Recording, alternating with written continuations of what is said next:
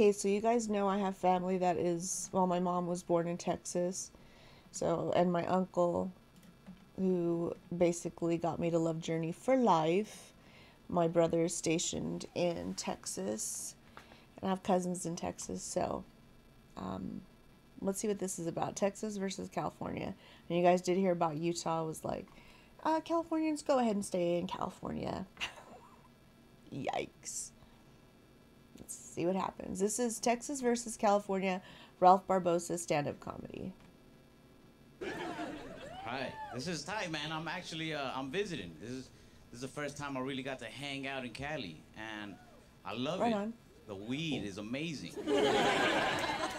You guys, you guys did to weed Yeah. what white people did to hip hop. You gentrified it and you got rich off of it, and I love it. I'm really liking it. Weed is so like legit here. Like it's like officially legit. Like I bought it and the package even had a warning label on it. It says use with extreme caution. I was like, dude, I'm from a state where people still go to jail for weed. Trust me, I've been using with extreme caution. I came here to not use caution. It's cool, man. I really. At 19, I lived in Fresno, right across the street from Fresno State, and I was surrounded by people that basically could just make a kid house out of bricks of marijuana. It was nothing to me because growing up, my grandparents had it because they would put it in elixirs and stuff to put it on their backs. Um, they worked in the fields. They were migrant workers. So if my grandpa wanted to roll up a joint or whatever, it was not a big deal.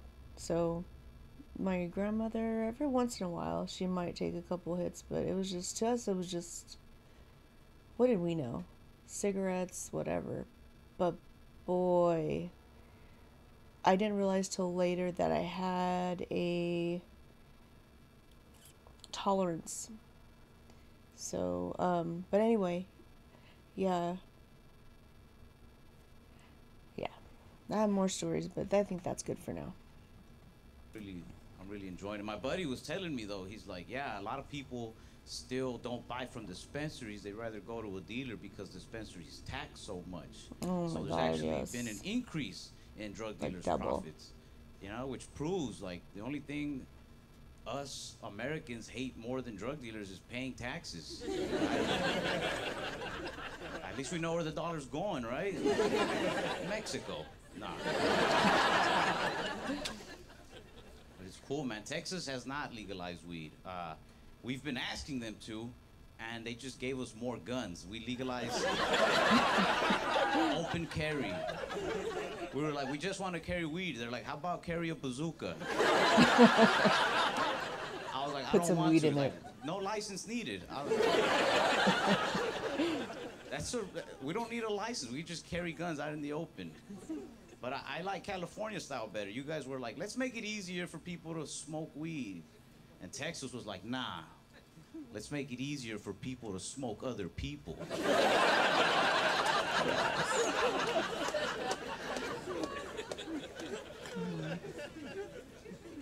This guy's good. He just got it himself. Actually, a while back, I had two friends go to prison for selling drugs. And don't worry, the story gets better. Hope so. Yeah. Not for them, they're in prison, but for me, I got material out of it. When drug dealers call you from prison, they always ask the same question. They're always like, who would have thought I'd go from driving the Benz to sleeping in a cell? A lot of us really. Everybody. That's why we asked you to stop. They asked me not to talk about this stuff on stage, but the way I see it, for the next 5 to 7, I can say what I want.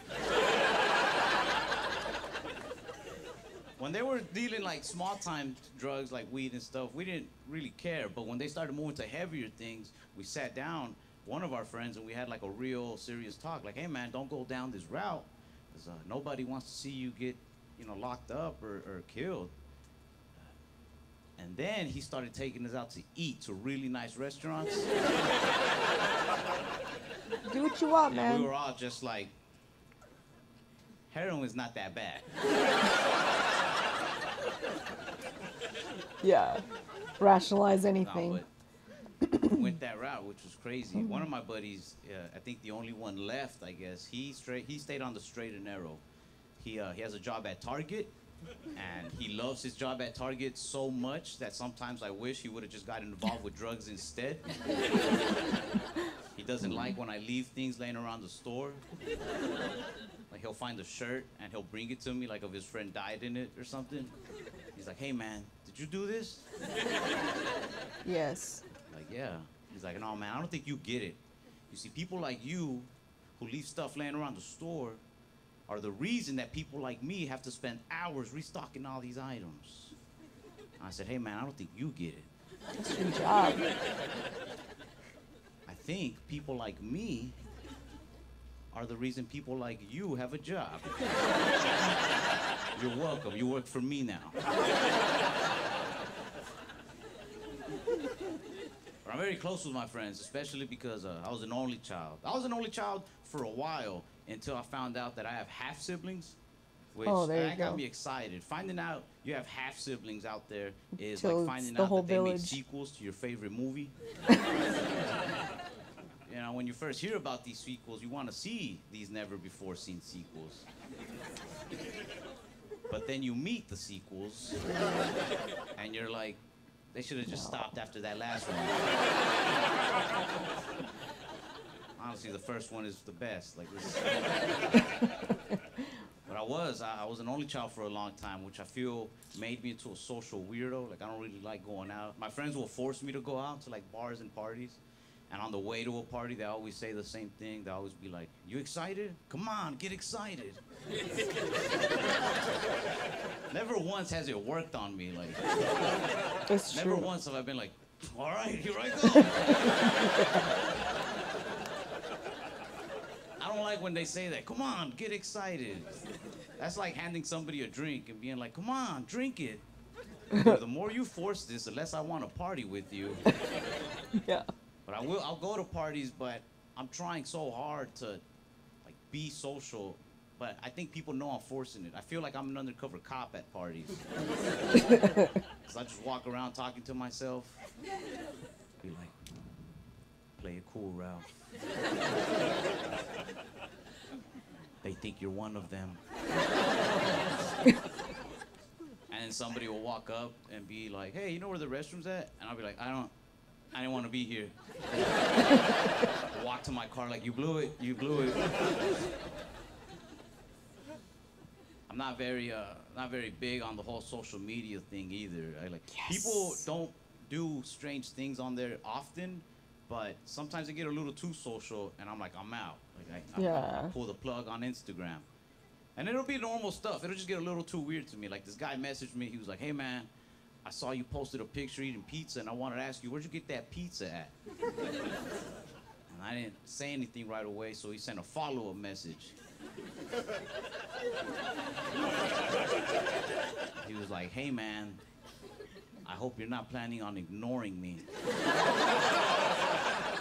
Oh I my was like, God. I wasn't, but Now I you sent the am. creepiest message ever. I'm deleting my Instagram. Smart move. Sometimes people just get straight weird. Like, one guy sent me a message on Instagram, and I never opened it. So then he sent me the exact same message again on Facebook.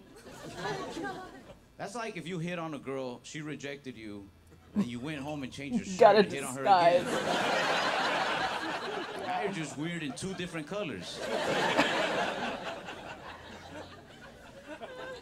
I see a lot of girls post their Cash App on Instagram.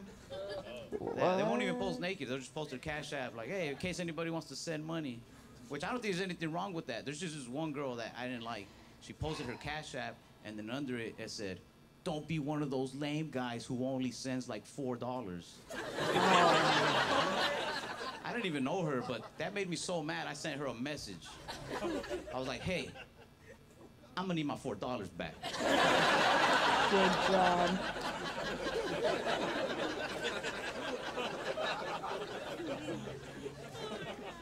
my friends made $800 in one day through Instagram.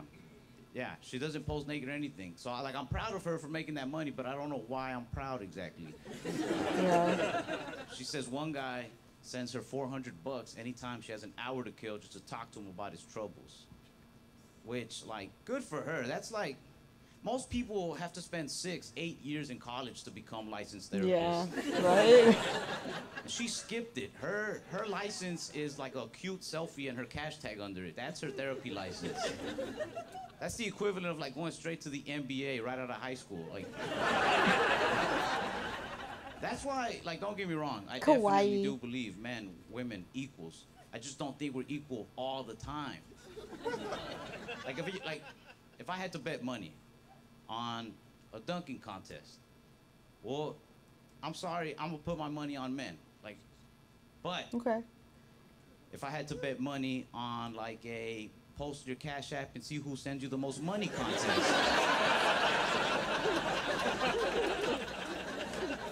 I've already given the women my last $4. Hey, I'm Ralph Barbosa. Thank you guys so much. That was good. I like how he was just really calm with it. He didn't have to try to force anything. And he talked about just, I just think social media is out of control. It really is, but you know what? To each their own. At first it's like having a shiny new toy, and then it's kind of like, meh, you know?